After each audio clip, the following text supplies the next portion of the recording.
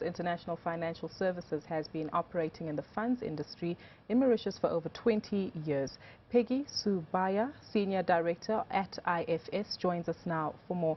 Peggy, I understand you're going to provide us some insights with regard to the private equity sphere in Mauritius. The landscape at the moment, what exactly does it look like? All right. As you know, we have been in the private equity business. IFS itself have been there for 20 years, since the inception of the industry in Mauritius. Well, we have 20 years of experience with the Indian market, and now what we are trying to do is to leverage this experience over the African continent. And we have done, in terms of the government initiatives over the past few years, we have invested a lot in terms of positioning Mauritius as an ideal destination for investment within Africa. Peggy, you're making great progress. The latest World Economic Forum report shows that you are getting even stronger in global competitiveness. Is there a can-do mood or an exciting mood in Mauritius as a result of these kind of international accolades? Yeah, I mean, Mauritius has been, in the financial sector, Mauritius has been positioning itself as a very strong international financial center. We are very well positioned to service both the Asian market as well as the African market. And we have close ties with both the western side of the globe as well as the eastern side of the globe. As you mentioned, Mauritius has, over the years, provided the appropriate framework, ecosystem to attract investors. Recently we have seen, as we are speaking more focus on Africa these days, we have put a lot of emphasis on the continent. We have been positioning ourselves through a lot of road shows, etc., to get to know about Mauritius as a conduit to invest in Africa. Well, we have, for the past 7 consecutive years, we have been ranking as the first country in Africa in terms of the Mo Ibrahim Index, the ease of doing business by the World Bank as well. And 19th globally. I think it's because of a lot of advantages that Mauritius offers.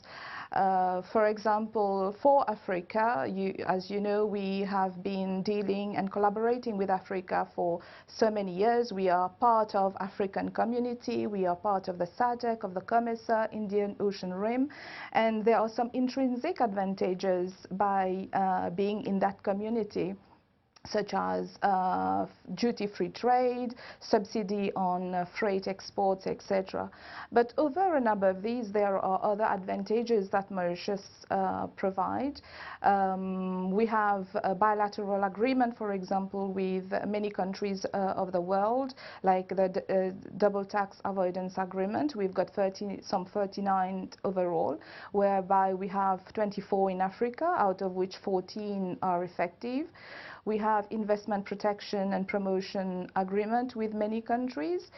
And people and countries benefiting from these agreements can leverage in terms of the tax advantages as well. We have a very efficient, tax-efficient jurisdiction in Mauritius. For example, we have a corporate tax of 15%, and if you benefit from the treaty, you have a deemed tax credit of 80%, which make it 3% at the end of the day. No capital gains tax, no withholding tax on dividends and interest. Over and above this, we are a bilingual population. We have the right skills and pool of labor. So all these advantages together, I think, position Mauritius well as a destination and as INFC of repute, and helping investors across the world to invest in emerging markets to developing markets.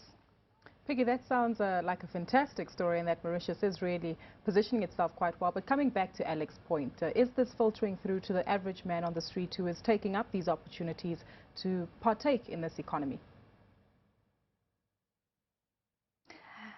Yeah, what we've seen, for example, in Mauritius itself, 25% of the tax, of the corporate tax of the government comes from the global business. And there's a lot of contribution of the global business to the community. We employ 3% of the employment. There is around 10% of GDP contribution to the economy. And we have been, for example, IFS, the company where I come from, invest massively in terms of corporate social responsibility. And we participate very actively in contributing to the community development and issues within the country. Myself, I am a member of the CSR committee within IFS, and I must tell you that the 4 main areas of focus that we do is in terms of alleviation of poverty, education for the most deprived, women empowerment, and social housing. And we grossly encourage our own staff to participate in these programs so that they are aware of the technical, of the social issues that's happening not only in Mauritius but around the world. And we support a lot our small island around Mauritius, which is Rodrigues, which is form parts of Mauritius, so we don't forget them. We have also a lot of initiatives targeted towards the population of that country.